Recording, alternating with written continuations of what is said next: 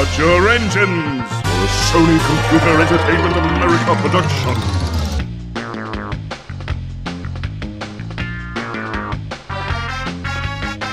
It's been a long time since I last reviewed a fully functional racing game, but I am glad I'm returning to another classic of my PlayStation 1 days, the final Crash Bandicoot game developed by Naughty Dog, Crash Team Racing. So I did a bit of research, and it turns out that Naughty Dog was only signed with Universal Interactive Studios to produce 3 games on the PlayStation. Crash Team Racing began life as the 3rd game in the series around the time Crash Bandicoot 2 was in development, but at a certain point it became something else entirely different, and the folks at Naughty Dog felt the need to complete it in addition to creating the real sequel, Crash Bandicoot Warped. Racing games, I find, are not really things you can go too deep with, because the object of most, if not all racing games is to beat your opponent senseless with items, shortcuts, skillful driving, and most importantly, coming in first place. Crash Team Racing is no exception to this. It's your standard kart racer with your favorite characters from the Crash Bandicoot franchise, and all the tracks are inspired from stages across the original Crash Bandicoot trilogy. When you're describing the game to someone, it probably doesn't sound that appealing to non-Crash Bandicoot fans, but trust me, you don't need to be a fan of Crash Bandicoot to enjoy this one. Motor Toon Grand Prix was the game that got me into the kart racing genre, but Crash Team Racing accentuated my love for it. Oh yeah, I played Super Mario Kart maybe 1 or 2 times during my SNES days, but I wouldn't get back into the Mario Kart franchise until Double Dash for the GameCube. That's probably another game I should look at some point or another. Before Sonic and All-Stars Racing transformed, of course. Maybe. So what makes Crash Team Racing a great kart racer? A number of things actually. Let's start with this, the multi-tap. You only need 1 console and 1 copy of the game to play with up to 4 players, none of that link cable bullshit. You just need the multi-tap and 4 controllers. Come on folks, it was the very beginning of 4-player action on a console, cut it some slack. Anyone else ever get the compulsion to toss this thing like a boomerang when they were young? Never mind. From the start, you have a hefty number of tracks to race in, with only, I believe, 2 you need to play single-player mode in order to unlock, and you have about 8 characters to select from the start. If you want to unlock extra characters and all that, you got 2 options. One is the single player mode, where you pick a racer that you're stuck with for the remainder of the game, and race a whole bunch of times for either first place trophies, time trials complete with sapphire, gold, and platinum relics, gem cups, CTR tokens. There's a lot of things to collect, and I'll be straightforward. Single player doesn't really tickle my fancy in this. It does have some sort of story, but it isn't anything fancy, just a speedy alien named Nitrous Oxide that threatens to transform the planet into a concrete parking lot? If the fastest racer in the world doesn't challenge him to a race. Whether you're a good or bad guy, you either have Aku Aku or Uka Uka giving you some tips and tricks on how the driving mechanics work, or how to effectively use items. But what the hell is going on with these mouth animations? You must race other open tracks and come in first place. Hey Elliot. Hey John. Did you know Crash Team Racing took some inspiration from Diddy Kong Racing on the Nintendo 64? I did not know that, John. By the way, how did that lockjaw surgery go? Well, it was a real mouth opener. Single player is good enough to familiarize yourself with every track in the game, but you don't need adventure mode to do that. You can simply select a track from the arcade mode and test out the course that way. Collecting CTR tokens can do wonders with helping you learn all the ins and outs of a specific track, but the fact that you can't afford to bypass the 3 letters too many times, as well as needing to finish in first place with all the letters collected to nab the token, can be a potentially irritating time for some players. Collecting purple CTR tokens was something I never really liked doing either. It requires that you collect a set amount of crystals in a short amount of time in a small arena. If these were a challenge in a platforming game, then I don't think I would mind it so much, but you have to use your go-kart to collect them, and well, a kart isn't as nimble or smooth as say Crash Bandicoot on his feet. Single player in any racing game doesn't really keep me interested in general now that I think about it. It's all about the multiplayer and racing against other people for me, whether it's online or locally with friends or family.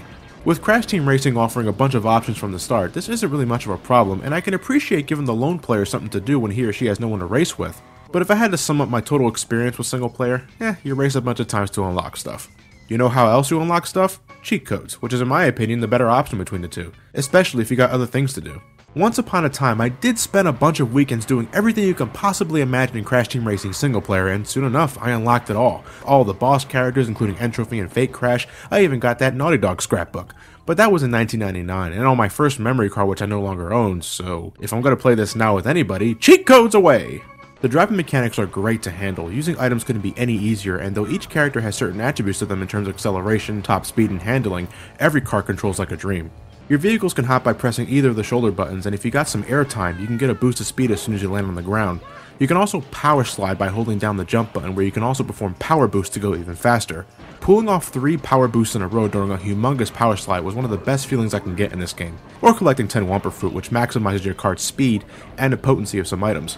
But there's no feeling worse than doing so well in a race and having all that suddenly stripped away because of a goddamn time warp, a barrage of missiles, or a fucking invincibility match from opposing players. Oh, it's a great time for the opponents, but by God do you want to tear their heads off. Whereas the models of the drivers sort of degrade with more players that join in on the action, the game graphically still packs a ton of that Crash Bandicoot charm.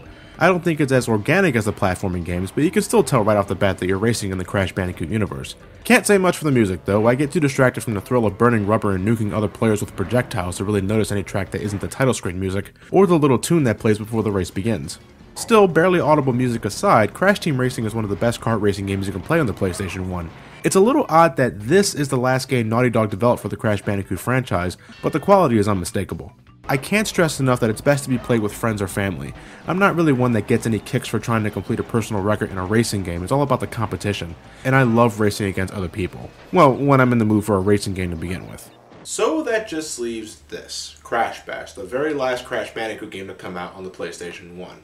This is the same copy I own since 2000, and it's a good thing too, because unless you live in Japan, Crash Bash has never seen a digital release anywhere else.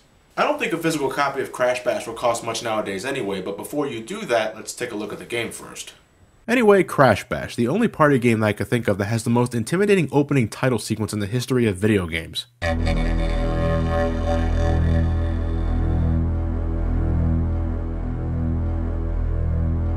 Sony Computer Entertainment America presents Am I playing Crash Bash or Resident Evil? Crash Bash! Alright, Mood Whiplash, alright.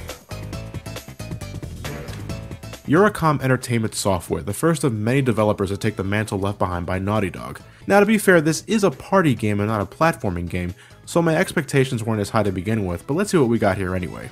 And the answer is... it's alright. When you start the game off, you have a choice between 4 types of minigames.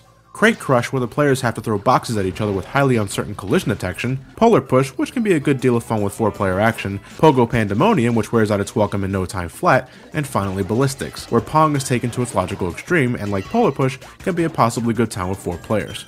There are 3 other tiers of minigames to play, but you gotta unlock them first via single player, and you gotta play a lot of minigames in order to get them. Okay boys, so what'll it be? How about Tank Wars? No, let's do Medieval Mayhem. You oblivious assholes. Those games are locked. Looks like it's Pogo Pandemonium for the 8th time. You fuck! Not really so much of a party if one player has to waste a lot of his or her time playing single player to unlock other games. And it's not just winning a game 3 times for your basic trophy, it's also completing a game with a specific handicap for a gem, or trying to handle whatever bullshit stipulation the game wants you to deal with when trying to collect a crystal. And some of these games last for fucking ever, specifically the Pogo games, and if you don't happen to like it, it just became a monotonous marathon of mediocrity. Crash Team Racing at the very least gave you a lot to choose from the start, and had cheat codes to unlock everything faster in case you didn't have the time. Unless you're playing the European version, and even then the first release of the European version, there's no way to unlock these games for other players to enjoy right off the bat. Or if you're playing this on the PlayStation 3, you can always download a 100% save file from the internet and transfer it to your system via a USB flash drive or something. I'm surprised I didn't think about doing that for the Let's Play channel. Make no mistake, I've played a lot of games where you had to do many things in single player in order to get the most out of multiplayer, but the difference here is that those games were a blast to play from beginning to end, and Crash Bash is probably one of the most average games I ever played. Each section of minigames has 4 variations to it, so if throwing crates in a jungle setting isn't doing it for you, maybe you'll enjoy it in a more futuristic setting. Sometimes the slight changes in gameplay and rules can make what was once an unexceptional experience into a decent game at the very most, but the basic premise is still the same and you still have to play a lot of it. The minigames you unlock aren't that stimulating for the most part. Tank Wars more often than not just becomes Tank Wars of attrition, and Crash Dash is about as exciting as one of those Hot Wheels racing tracks without any of the cool add-ons. I always did have a soft spot for the Medieval Mayhem games though, where every game in the tier is something different and not just the same game with a different handicap. The problem is that you gotta play a shitload of single player to come even close to unlocking these games, and I may have had the time to do that 14 years ago, but seeing as this game hasn't aged very well at all in conjunction with it not holding a candle to something like Mario Party, single player is just an enormous waste of time for me. But okay, so if you just look past the single player and just focus on the multiplayer aspect of it, well that's where Crash Bash begins to shine a bit. Not a lot, but it does get a bit better. Playing with friends and family can make some of the games a roaring good time, especially when luck happens to favor you over your opponents, and you relish in your opponent's shame and defeat. The only real issue with multiplayer is the games themselves. There's just some that I don't think anybody would have a good time with, either because of the tedium of it all, clunky controls with limited clarification, or if the game is just that damn boring. If I were to recommend you a great party game for you and your friends, I wouldn't immediately go to Crash Bash, that's for sure, unless you guys happen to be fans of the Orange Marsupial and his cast of characters. For a pretty damn dull party game, it's got a great soundtrack at least. I love Metal Fox's background music, and despite not enjoying the Pogo games, I love Pogo Padlock's theme. You got some funky remixes of tunes in earlier Crash games, specifically the third game, and I think it's all good stuff. But I won't say much for the graphics. They're passable, but an absolute far cry from the original trilogy, and even Crash Team Racing. Look at Crash's model here, just one game without Naughty Dog and he's already losing himself. But I suppose I shouldn't critique it too harshly. Crash Bash feels like a cash grab that wanted to capitalize on the Bandicoot's fame at the end of the PlayStation 1's life cycle. Approach this one with caution, and only if you have friends to play with. I realize that ending the marathon with a rather mediocre outlook on Crash Bash may seem anticlimactic for some, but I wanted to stress again that I want to stay strictly with the PlayStation 1 Crash titles. And even though I don't really like Crash Bash that much anymore, my opinions on the original trilogy are still the same, and I think you should really go out and try these games. You may be pleasantly surprised. Or not, you know, can't please everybody. Now, will I ever get to say Wrath of Cortex or Crash Twinsanity one day? Of course I will. I can't tell you the amount of people that asked me to do this game in particular, so who knows? I may get around to it sooner than I thought. But not now. There are other games to play, such as... I'm drawing a complete blank.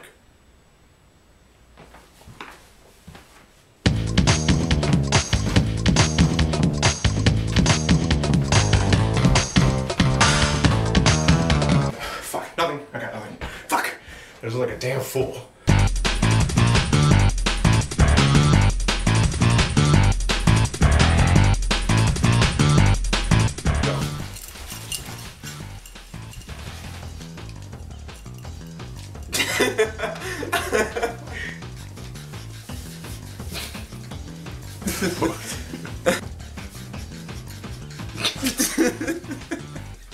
Now let's Ink Wars. No, let's do Medieval Mayhem. What the fuck? I like that. We'll do it. Looks like it's Pogo Pandemonium for the 8th time. You fuck! I think Elliot cracked up too soon. Yeah.